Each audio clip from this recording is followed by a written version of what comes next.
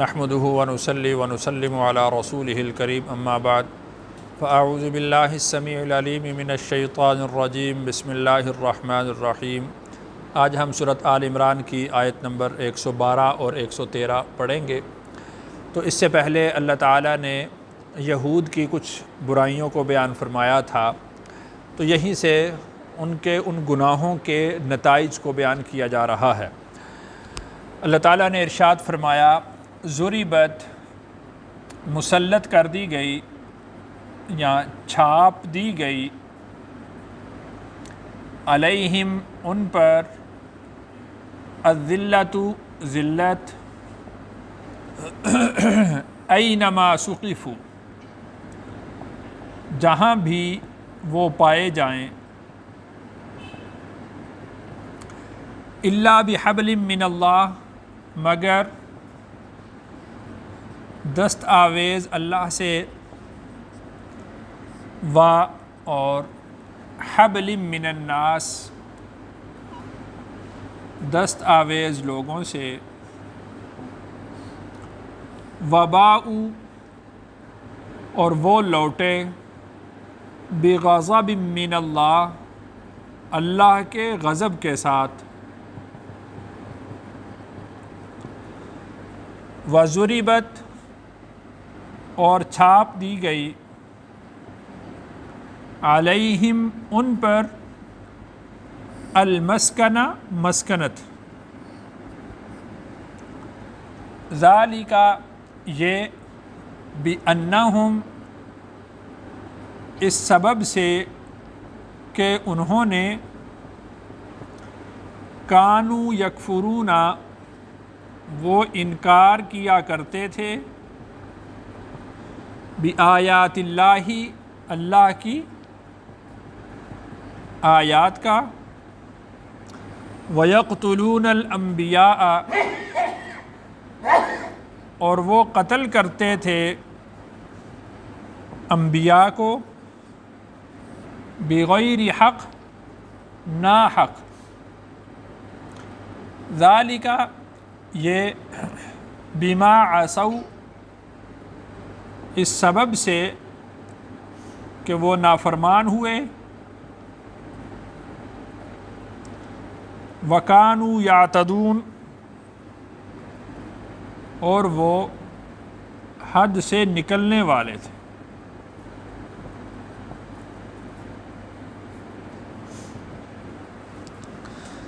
تو ان آیات میں اللہ تعالیٰ نے یہود کی کچھ برائیوں کو بھی بیان کیا ہے، اور ان برائیوں کے جو نتائج ہیں ان کو بھی اللہ تعالیٰ نے بیان کیا ہے۔ نتیجہ یہ ہے کہ اللہ تعالیٰ نے ان پر ذلت مسلط کر دی ہے، قیامت تک یہودی وہ ذلیل اور رسوا رہیں گے، بھلے وہ حکومت میں آ جائیں، اقتدار میں آ جائیں، ان کے پاس کتنی ہی طاقت آ جائے، تو طاقت کے آ جانے سے، مال کے آ جانے سے، اقتدار کے آ جانے سے وہ لوگ عزت حاصل نہیں کر سکتے، ذلیل اور رسوا ہی رہیں گے، خود اپنی نگاہوں میں بھی اور لوگوں کی نگاہوں میں بھی۔ تو یہ اللہ تعالیٰ نے ان کو سزا دی ہے، یہ اللہ نے ان پر سزا مسلط کر دی ہے۔ اور دوسرا یہ کہ وضربت علیہم المسکنہ اللہ نے ان پر مسکنت مسلط کر دی ہے، یعنی وہ تمام تر اسباب کے باوجود بھی وہ قوت اور طاقت اور ایک آدمی میں جو فخر ہوتا ہے، خودداری ہوتی ہے، عزت نفس ہوتی ہے، وہ ان کے اندر پیدا نہیں ہو سکتی۔ اینما ثقفوا جہاں پر بھی وہ پائے جائیں ان پر اللہ نے ذلت مسلط کر دی، الا بحبل من اللہ مگر اللہ کی طرف سے کوئی سبب پیدا ہو جائے۔ مثال کے طور پر اگر کوئی راہب، اگر کوئی ان کا مذہبی پیشوا وہ اپنے عبادت خانے میں رہتا ہے اور مسلمانوں کے ساتھ وہ محاربت کے لیے نہیں آتا، تو اس کو قتل کرنا جائز نہیں۔ تو یہ شریعت نے اس کو ایک ایج دے دیا، اس کو ایک فائدہ دے دیا۔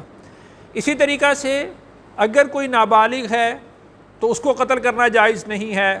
کوئی خاتون ہے اس کو قتل کرنا جائز نہیں ہے، اگر کوئی بوڑھا ایسا ہے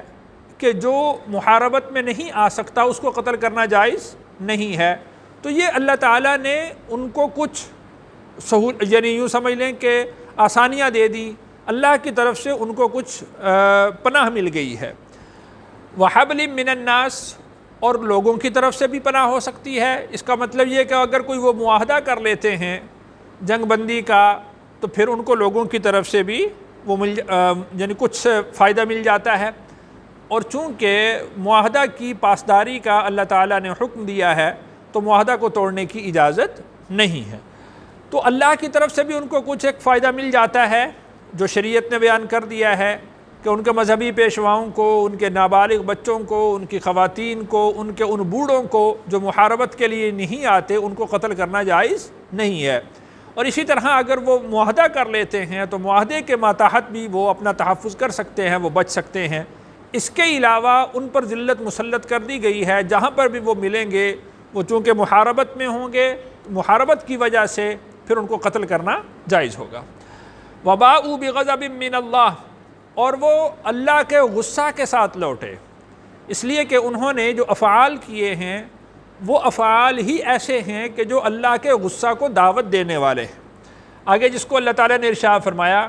کہ ذَلِكَ بِأَنَّهُمْ كَانُوا يَكْفُرُونَ بِآيَاتِ اللَّهِ، ان پر ذلت مسلط کی گئی، وہ اللہ کے غضب اور غصہ کے ساتھ لوٹے، ان پر مسکنت مسلط کی گئی، یہ اس وجہ سے کہ انہوں نے اللہ کی آیات کا انکار کیا، اور جو کتاب ان کے پاس موجود تھی اس میں تحریف کر دی، جو حقیقی معنی تھے اس میں انکار کر دیا، اس میں تبدیلی کر دی، اور جو اللہ کی آیات رسول اکرم صلی اللہ علیہ وسلم پر نازل کی گئیں تو ان کا انہوں نے صریح انکار کیا، تو اس سبب سے۔ اور دوسرا یہ کہ وَيَقْتُلُونَ الْأَنْبِيَاءَ بِغَيْرِ حق، انہوں نے انبیاء علیہم السلام کو ناحق قتل کیا۔ دیکھیے کہ ہم تاریخ میں پڑھتے ہیں کہ یہودیوں نے انبیاء کو قتل کیا، یہودیوں نے بچوں کو قتل کیا، اور اس میں کوئی مبالغہ آرائی نہیں ہے۔ ہم آج بھی یہ دیکھ رہے ہیں کہ وہ کس طرح سے معاہدات کو توڑتے ہیں اور بچوں کو کس طرح قتل کرتے ہیں، وہ کسی کی پاسداری نہیں رکھتے، یعنی کہ یہ خواتین ہیں، یہ بچے ہیں، یہ بوڑھے ہیں، یہ زخمی ہیں، کسی کو تو چھوڑا جا سکتا ہے تو وہ کسی کو نہیں چھوڑتے۔ تو اس کا مطلب یہ ہے کہ وہ ان کے اسباب، وہ گناہ کہ جن کے ذریعے سے اللہ تعالیٰ نے ان پر یہ ذلت کو اور مسکنت کو مسلط کیا ہے، وہ آج بھی ان کے اندر موجود ہیں، کہ نہتے لوگوں کو قتل کرنا، بچوں کو قتل کرنا، خواتین کو قتل کرنا، بوڑھوں کو قتل کرنا، زخمیوں کو قتل کرنا، تو یہ ان کی عادت رہی۔ اور اسی طرح انبیاء علیہم السلام کو بھی وہ شہید کر دیا کرتے تھے، اور انبیاء علیہم السلام کو شہید کرنا بالکل ناحق ہوتا تھا، اور صرف اس وجہ سے کہ انبیاء علیہم السلام ان کو حق بات کی دعوت دیتے تھے، حق بات پر وہ ناراض ہو کر انبیاء کو شہید کر دیتے تھے، انبیاء کو قتل کر دیا کرتے تھے۔ ذَلِكَ بِمَا عَصَوْا وَكَانُوا يَعْتَدُونَ، اور یہ کہ انہوں نے اللہ کی نافرمانی کی اور ہر حد سے گزر گئے، ہر حد کو انہوں نے پھلانگ دیا، کسی جگہ پر بھی وہ رکنے کے لیے تیار نہیں ہوئے۔ یعنی کوئی ایک مقام ہوتا ہے، کوئی ایک جگہ ہوتی ہے جہاں پر آدمی کو شرم آتی ہے، حیا آتی ہے، تو وہ کسی مقام پر رکنے کو تیار نہیں ہوئے، ہر حد سے وہ لوگ گزر گئے۔ آگے اللہ تعالیٰ نے ارشاد فرمایا لیسوا سواء، سب برابر نہیں۔ من اہل الکتاب، اہل کتاب میں سے کچھ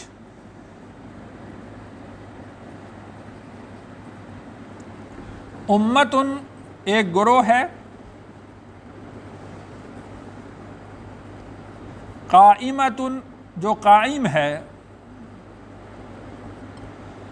یتلون، وہ تلاوت کرتے ہیں، آیات اللہ، اللہ کی آیات کی، آناء اللیل، رات کے وقت میں، وہم یسجدون، اس حال میں کہ وہ سجدہ کرتے ہیں۔ یعنی یہودیوں کے اندر یہ برائیاں عمومی طور پر پائی جاتی ہیں، لیکن سب یہودی برابر نہیں ہیں۔ کچھ لوگ ان میں سے ایسے ہیں جو حق پرست ہیں، جیسا کہ حضرت عبداللہ بن سلام رضی اللہ عنہ۔ حضرت عبداللہ بن سلام رضی اللہ عنہ یہ یہود کے بہت بڑے عالم تھے، اور یہ حضرت یوسف علیہ السلام کی اولاد میں سے تھے۔ رسول اکرم صلی اللہ علیہ وسلم جب ہجرت فرما کر مدینہ منورہ تشریف لائے تو آپ علیہ السلام کی خدمت میں حضرت عبداللہ بن سلام حاضر ہوئے۔ اس وقت تک یہ مسلمان نہیں ہوئے تھے۔ رسول اکرم صلی اللہ علیہ وسلم نے ایک حدیث ارشاد فرمائی، ایک بات ارشاد فرمائی، افشوا السلام واطعموا الطعام صلوا الارحام اور صلوا والناس نیام یدخلوا الجنۃ بسلام، کہ تم سلام کو عام کرو اور ضرورت مندوں کو کھانا کھلاؤ، صلہ رحمی کرو، اور اس وقت نماز پڑھو جب لوگ سو رہے ہوں، تو سلامتی کے ساتھ تم جنت میں داخل ہو جاؤ۔ تو عبداللہ بن سلام رضی اللہ عنہ نے رسول اکرم صلی اللہ علیہ وسلم کی لسان اقدس سے یہ مبارک حدیث سنی تو فرماتے ہیں کہ ان جملوں سے میرے دل میں یہ بات اتر گئی کہ یہ سوائے پیغمبر کے اتنے مختصر اور پر اثر جملے کوئی اور نہیں کہہ سکتا۔ تو حضرت عبداللہ بن سلام رضی اللہ عنہ رسول اکرم صلی اللہ علیہ وسلم پر ایمان لے آئے۔ تو لیسوا سواء، سب برابر نہیں، من اہل الکتاب، اہل کتاب میں سے امۃ قائمۃ، ایک گروہ ہے جو حق پر قائم ہے، جو ایمان کو قبول کرنے والا ہے، جو رسول اکرم صلی اللہ علیہ وسلم کی رسالت کی تصدیق کرنے والا ہے، یتلون آیات اللہ، وہ اللہ کی آیات کی تلاوت بھی کرتے ہیں، آناء اللیل، رات کے اوقات میں۔ تو رات کے اوقات میں قرآن مجید کی تلاوت کرنا یہ دل کے اندر نور پیدا کرتا ہے، اور قرآن مجید کو اگر رات کے وقت میں تلاوت کیا جائے، تنہائی میں تلاوت کیا جائے، تو اس کی نورانیت دل میں مزید بڑھ جاتی ہے، اس لیے کہ اس وقت بندے کا کسی اور کی طرف دھیان اور توجہ نہیں ہوتی، اس کا دھیان خالص اللہ کی طرف ہوتا ہے۔ تو اس وجہ سے اللہ تعالیٰ نے ارشاد فرمایا آناء اللیل وہم یسجدون، اس حال میں کہ وہ سجدہ میں ہوتے ہیں۔ تو سجدہ کی حالت میں، قیام کی حالت میں، رکوع کی حالت میں، وہ ہر حالت کے اندر اللہ کو یاد کرنے والے ہوتے ہیں۔ اللہ تعالیٰ سے دعا ہے اللہ تعالیٰ مجھے اور آپ کو بھی حق پر قائم رکھیں، اور حق کے ساتھ ہی اللہ تعالیٰ مجھے اور آپ کو زندگی اور موت نصیب فرمائے۔